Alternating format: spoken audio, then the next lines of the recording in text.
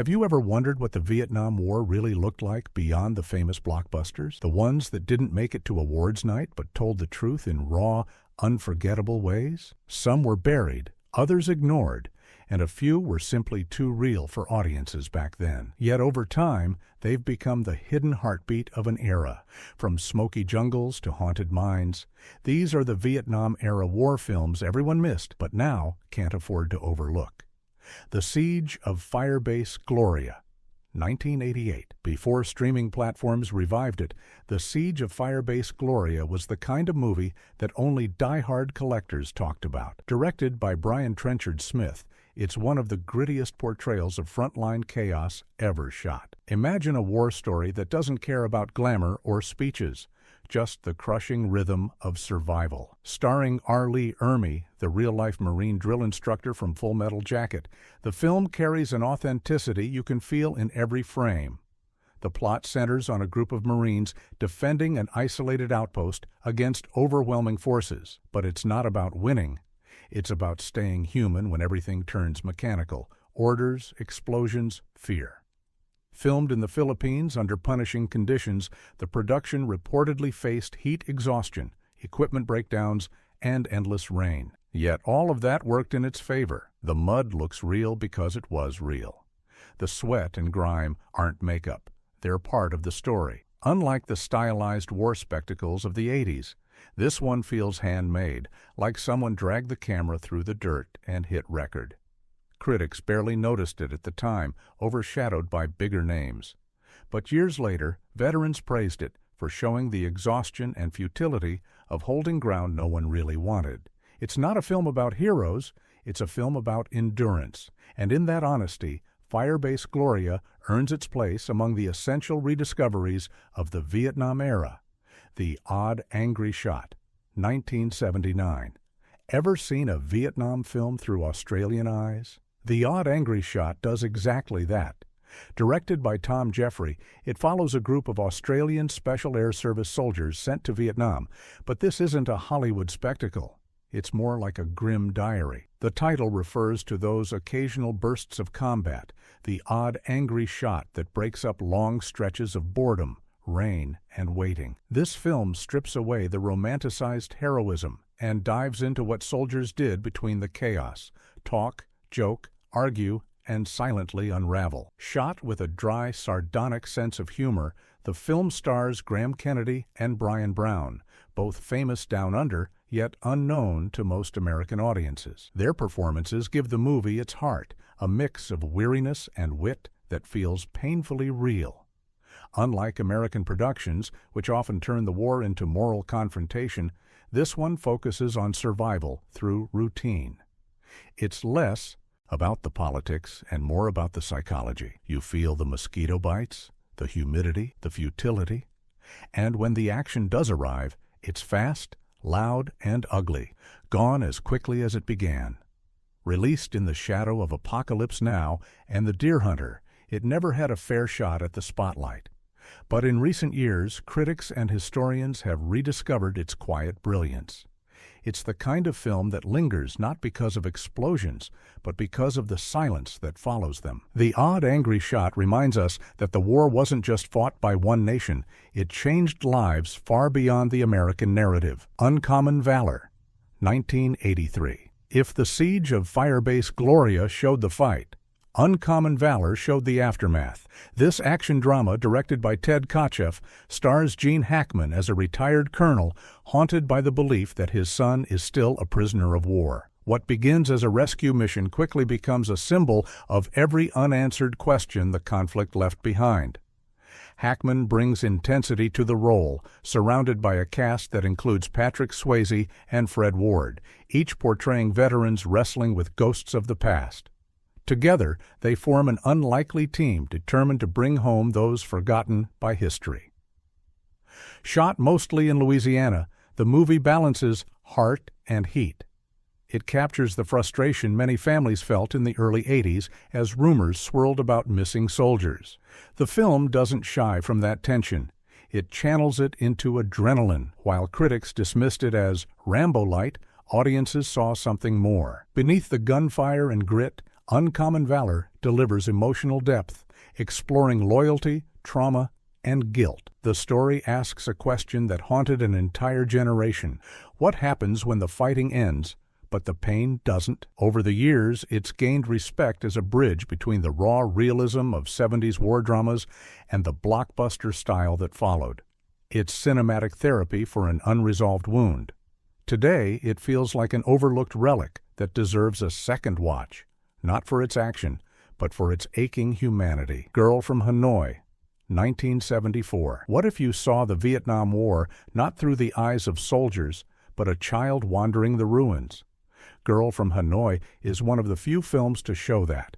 Directed by Hai Ninh, this North Vietnamese classic tells the story of a young girl searching for her parents amid the bombings of Hanoi. It's haunting, poetic, and brutally human. Shot during actual air raids, the film blends fiction with reality. Explosions in the background weren't special effects. They were happening in real time. That authenticity gives the movie a quiet, devastating power few war films can match. The cinematography contrasts the innocence of childhood with the desolation of war-torn streets. There's no soundtrack swelling with emotion, just the hum of planes and the distant echo of loss. When it was released, it became a symbol of endurance for Vietnamese audiences, but Western viewers rarely saw it. For decades, it existed only in film archives and scattered prints, quietly waiting to be rediscovered. What makes Girl from Hanoi unforgettable is its simplicity. There's no politics, no propaganda, just the story of a child looking for love in a world that forgot what love was. It's an emotional mirror to everything Hollywood didn't show, the cost of war on those who never carried a weapon but bore the deepest scars. If you think you've seen every Vietnam War movie, this one will change what that means. Combat Shock, 1986. Forget polished scripts and Hollywood gloss. Combat Shock is raw nerve on film. Directed by Buddy Giovinazzo, it's a grim portrait of a Vietnam veteran trying to survive in the decaying streets of Staten Island years after returning home. This isn't about the war itself, but about the invisible war that followed. Frankie, the main character, wanders through poverty, trauma, and isolation, trapped in a society that doesn't know what to do with him. The film's grainy texture and amateur look actually work in its favor. It feels like a nightmare shot on a broken camera. Made on a shoestring budget, Giovinazzo filmed in abandoned buildings and used friends as extras. That roughness gives the story authenticity. You can feel the claustrophobia of a man who escaped one battlefield only to find another at home. When it premiered, critics didn't know what to make of it. Some called it bleak, others disturbing. But beneath its surface lies something deeply honest, the psychological aftermath of conflict, shown without sugarcoating or redemption arcs. Over time, Combat Shock gained cult status among film scholars and indie fans who saw it as a dark mirror to America's disillusionment. It's ugly, yes, but it's also truthful, a reminder that not every wound bleeds on the surface.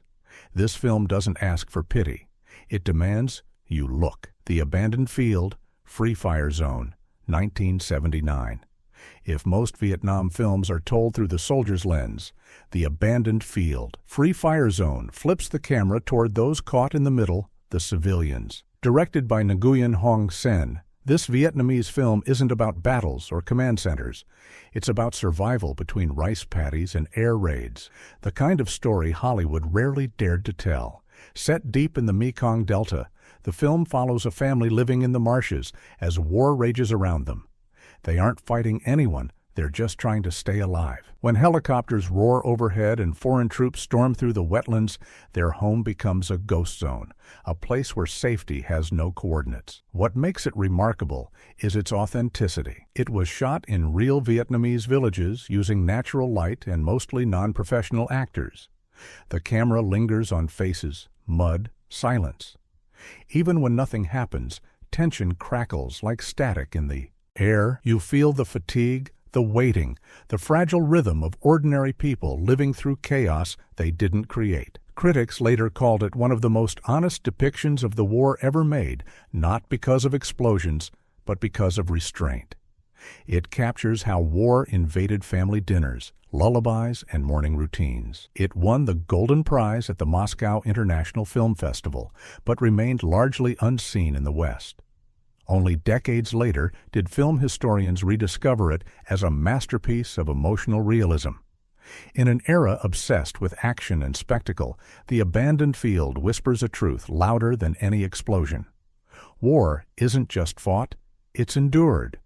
Hoa Binh, 1970. Before most Americans even knew where Vietnam was on the map, a French filmmaker named Raoul Coutard, best known as Jean-Luc Godard's cinematographer, made Hoa Binh. It's a haunting, deeply humane look at the war through the eyes of children. The film centers on a young Vietnamese boy and his sister whose peaceful village is torn apart by the growing conflict. Instead of military heroics, we see confusion and heartbreak, the quiet unraveling of a family in a world that's losing its balance. Coutard shot the film with the same lyrical naturalism that made the French New Wave famous. The camera glides through smoky huts and flooded fields with painterly beauty, but every frame aches with tension. There's no glory, no villains, just people trying to understand why the sky keeps burning. When Hoa Binh premiered at Cannes, it stunned audiences. It went on to win the jury prize and earned an Academy Award nomination for Best Foreign Language Film, yet it soon faded from public memory. Why? Because it wasn't political enough for the radicals and not patriotic enough for the mainstream. It slipped through the cracks, but today, Hoa Binh feels ahead of its time. It's about innocence lost, not in combat, but in confusion. A child doesn't care who's right, only who's missing at dinner. Revisiting it now, you realize this film predicted what so many later movies tried to say, that the true damage of war often begins long before the first shot is fired. Nam Angels, 1976. Now here's one that breaks every rule of the genre. Nam Angels sounds like a grindhouse flick, and honestly, it kind of is, but that's exactly why it's fascinating. A U.S.-Philippines co-production directed by Jack Starrett, it mixes Vietnam War chaos with biker movie energy. Think Apocalypse Now meets Easy Rider, minus the prestige, plus pure adrenaline. The story follows a group of motorcycle outlaws sent into the Vietnamese jungle to rescue a group of captured soldiers. It's loud, wild, and proudly unconventional. Instead of carefully framed battle scenes, you get roaring engines, mud, sweat, and roaring guitars. On the surface, it's exploitation cinema. But look closer, and it's a bizarre commentary on rebellion, freedom, and the futility of trying to control chaos. The soldiers and bikers blur together, both trapped in cycles of violence and defiance. Shot entirely in the Philippines with a shoestring budget, Nam Angels used local extras, practical stunts, and handheld cameras to capture its rough, documentary-style feel. It didn't play in big theaters, but drive-ins across America loved it. It was raw, fast, and unapologetically strange. Today, it stands as one of the most peculiar entries in Vietnam-era cinema, a film that didn't try to be profound, yet accidentally captured the insanity of that time. It's proof that even pulp can have truth hidden in the grease and smoke. Nam Angels might not have the polish of a studio war epic, but its reckless energy makes it unforgettable. It's the misfit masterpiece of its decade. Vigilante Force, 1976. At first glance, Vigilante Force doesn't even look like a Vietnam film. There are no jungles, no battle zones. It's set in a small American town. But underneath the surface, it's dripping with the aftershock of that war, a story about what happens when soldiers come home and can't leave the battlefield behind. Chris Christopherson stars as Aaron, a veteran who returns to his hometown only to watch it collapse under greed, corruption, and crime. His solution? Take control. He forms his own security group, and soon order turns into tyranny. The film, directed by George Armitage, mirrors the country's mood in the mid-70s. Exhausted, distrustful, and fractured.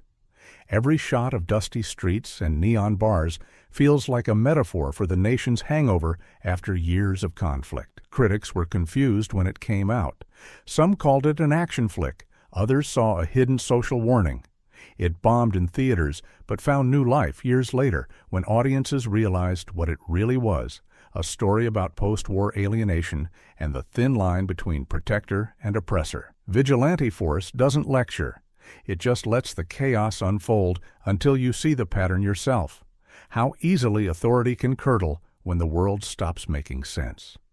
With its gritty cinematography and haunting country rock soundtrack, it's part Western, part psychological drama, part cultural therapy. It's the war coming home in disguise. Heaven and Earth, 1993. Oliver Stone's Heaven and Earth was supposed to be his grand finale on Vietnam, the final chapter after Platoon and Bourne on the 4th of July. But when it premiered, audiences didn't know what to make of it. Maybe because, for the first time, Stone told the story from the Vietnamese perspective. Based on the memoirs of Le Ly Hayslip, a Vietnamese woman who lived through the war and later moved to America, the film explores trauma, displacement, and resilience. Hiep Thi Le gives a mesmerizing performance as Le Ly, innocent, defiant, and endlessly human. What makes this film different is its emotional scope. It doesn't show soldiers fighting, it shows what happens to those left behind. Villagers torn between sides, families scattered, identities rewritten. And when Le Ly finally escapes to America, the peace she finds isn't peace at all. It's another battlefield of memory and survival. Stone shot much of it on location in Vietnam, making it one of the first major Hollywood productions to return there after the war. The visuals are stunning lush fields, cracked temples, and skies that shift from gold to gray like moods. Despite its beauty, Heaven and Earth didn't perform well commercially. But over time, it's been recognized as one of Stone's most compassionate and personal works. It's not just a war film, it's a healing film, one that forces viewers to see humanity on both sides. It's the quiet, soulful closure to an era of storytelling that had been dominated by male voices for far too long. Firefight, 1986. Most people haven't even heard of Firefight, and that's a shame. Directed by David J. Kinghorn, this small-scale drama focuses on a single mission gone wrong deep in the jungles of Vietnam.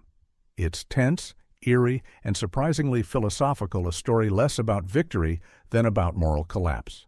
The film's strength lies in its simplicity. A small group of soldiers is cut off from command after an ambush. Lost, scared, and desperate, they start turning on one another. Every decision becomes a test of conscience. Every shadow feels like a threat. Shot with a documentary-like realism, Firefight avoids cliches. There are no heroic speeches, no cinematic redemption, just the slow unraveling of ordinary men under unbearable pressure. Because it was independently produced, Firefight never got the marketing muscle it deserved.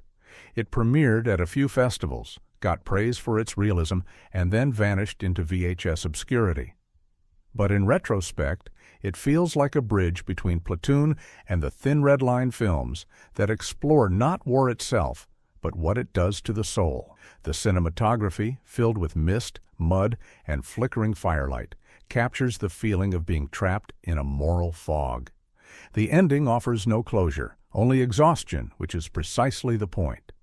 Rewatch it today, and you'll realize it isn't an action film at all.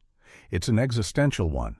Firefight burns slowly, but it leaves scars that stay with you long after the credits fade. The Last Full Measure, 2019. Our final entry might surprise you. The Last Full Measure isn't from the 70s or 80s, it came decades later, but it completes the Vietnam-era story in a way few others have. Based on the true account of Airman William H. Pitsenbarger, who saved dozens of lives during a rescue mission, the film follows a modern-day Pentagon lawyer uncovering why that hero's recognition was delayed for decades. What unfolds isn't just a story about courage, it's about memory, bureaucracy, and the long shadow of forgotten sacrifice.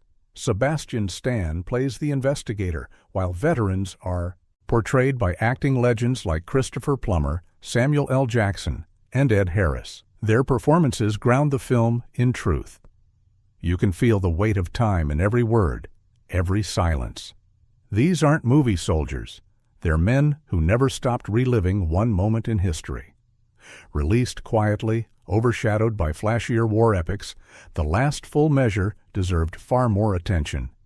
It's a tribute to loyalty and remembrance, to how one act of bravery can echo across generations. By the time the credits roll, it's hard not to reflect on the entire Vietnam cycle, from the chaos of Firebase Gloria to the humanity of Heaven and Earth. This film doesn't reopen wounds. It closes them with grace. So there you have it, 12 overlooked war films that slipped through the cracks but never stopped speaking truth. Some roar, some whisper, but all of them reveal the Vietnam era in ways the big hits never could. Which one surprised you most? Drop your thoughts in the comments, share this with a fellow movie buff, and subscribe for more hidden gems that deserve the spotlight. Because sometimes the stories that history forgets are the ones that matter most.